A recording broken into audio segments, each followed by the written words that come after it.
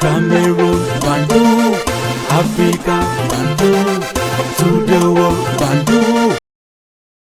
Parlons de Pete Bakadi, le chanteur Pete Bakadi qui a produit et managé le groupe X Malaya. Je me rappelle en 2012, quand je manageais l'artiste Don Tom, l'auteur de la chanson I Don't See My Wife. Nous étions invités au Gabon pour la CAN 2012. Mon artiste et d'autres artistes comme Mickey Bad Boy de la Guinée équatoriale, Bill Clinton qui est resté un ami à moi de la RDC, le groupe Magic System, Asal Fogu des managers était présent, Don Tom du Nigeria, X Malaya du Cameroun et Pete Bakadi aussi était présent. Et ça a commencé là, parce que Pete Bakadi avait commencé à travailler avec cet homme, ça n'a pas marché. Après, elle a signé le groupe X Malaya, qui n'a pas marché aussi. Après, il a signé Magasco. Il y a eu des problèmes avec Magasco. Après, il a signé Mimi. Il a commencé à travailler avec Mimi. Après, il y a eu des problèmes aussi avec Mimi. Les mêmes plaintes tous les jours. Pete Bakadi qui a dit que quand il a commencé à travailler avec les artistes, il perdait beaucoup plus d'argent. Il perdait beaucoup plus d'argent. C'est ce que Pete Bakadi a dit. Il n'a rien gagné. Et il est en train de vouloir comme ça célébrer ses 25 ans de carrière.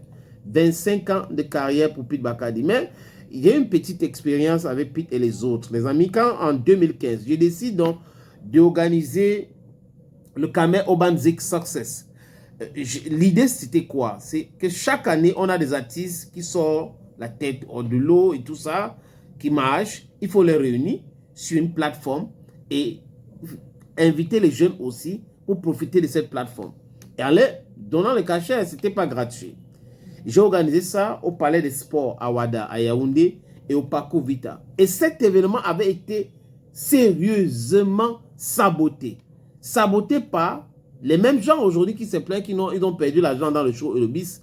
Les gens qui sont venus de Paris, qui sont arrivés ici, qui pensaient qu'ils contrôlaient tout, ils ont intoxiqué certains artistes qui sont entrés dans un combat inutile et ont commencé à insulter les maires, insulter. J'ai rencontré personnellement tous les artistes et certains ont commencé à insulter ma mère en disant non, on n'était pas avec lui, on a fait. C'était quand même terrible. Bon, c'est pas grave. Mais comme on dit en anglais, back to sender. Lui se plaint aujourd'hui, tous les artistes l'ont laissé. Espérons que certains aussi vont essayer de l'accompagner pour ses 25 ans de carrière. Je vous suggère d'écouter ce que Pete Bakadi a dit à ce sujet.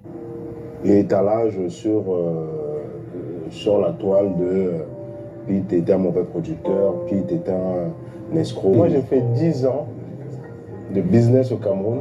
Je n'ai jamais été à l'équilibre une seule année.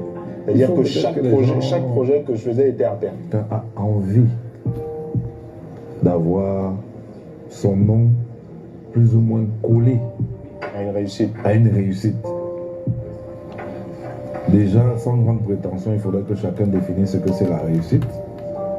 Parce que techniquement, fondamentalement, tu as des problèmes avec 50% du game. Et le business, tu en as pas. Comment est-ce qu'on va te donner la force pour ton concert à l'Olympia? Ce 25 septembre, c'est certes ma célébration de carrière, mais c'est aussi, comme tu l'as dit, un fils du pays, un fils du Cameroun qui va encore montrer au monde entier que dans le 237, il y a les lions. C'est un concert de célébration. C'est symbolique, c'est 25 ans, on a choisi 25 ans, on aurait pu faire les 20 ans, mais 25 ans, c'est un quart de siècle. Donc, 25 ans de carrière, ça se célèbre. C'est ce qui va faire. Donc, félicitations à Pete Bakadi. Pete Bakadi, ce que tu fais du mal aux autres, ça peut se retourner contre toi. Et dans le showbiz au Cameroun, c'est très compliqué, c'est très complexe. Si vous vous engagez à faire des choses, vous allez voir des gens qui vont vous combattre. Je me rappelle quand je faisais Ekuna Festival, vous le savez très bien, je suis anglophone. J'ai organisé un festival chez nous à Ekuna. Et c'était un peu la même chose, le même sabotage, tous les jours le même racontage. Et après, tu m'en partis, je dis que non, c'est de l'autre côté que je vais faire. Mais le jour où j'ai décidé de vouloir faire quelque chose ici, parce qu'il y avait Holidays et les autres, mais pour le Kamer Urban Zik, je n'ai pas, c'est-à-dire que je n'ai jamais été insulté, combattu comme ça. Pas des gens que tu aides même. Des jeunes artistes sont entrés dans le complot. Heureusement que certains sont restés fidèles. Salatiel est resté fidèle. Mistalio est resté fidèle. Ténor, je l'ai mis dans ce plateau-là, c'est son premier grand spectacle à Yaoundé et à Douala quand il avait fait Douloudab. Je cite qui je laisse qui, mais il y a certains qui sont devenus des ennemis. Hein, donc, ils ont décidé, comme tu ne m'as pas, je dis quoi, invité sur ton plateau, tu es mon ennemi, alors que on ne pouvait pas inviter tout le monde. C'est un truc qui devait 2017, mais malheureusement, après 2015, en 2016, les troubles ont commencé. La guerre dans le sud-ouest et le nord-ouest, et ça a tout perturbé parce que on a eu des choses qu'on a détruites, il y a eu beaucoup de problèmes et on était obligé de mettre un terme ou de stopper ce qu'on avait déjà commencé. Donc les amis, si tout se passe bien, si les choses reprennent normalement, et que la paix commence à régner, pourquoi pas, nous allons lancer ces événements parce qu'on lançait sur fonds propres, parce qu'on comptait qu'à la longue, ça devrait payer. C'est comme ça, on a investi là-dedans.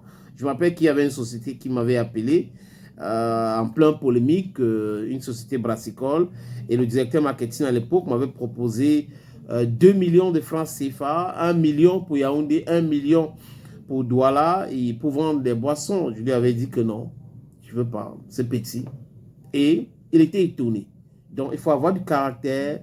Il faut aussi savoir ce qu'on veut et ce qu'on vaut. C'est de ça qu'il est question. C'est très important, chers amis.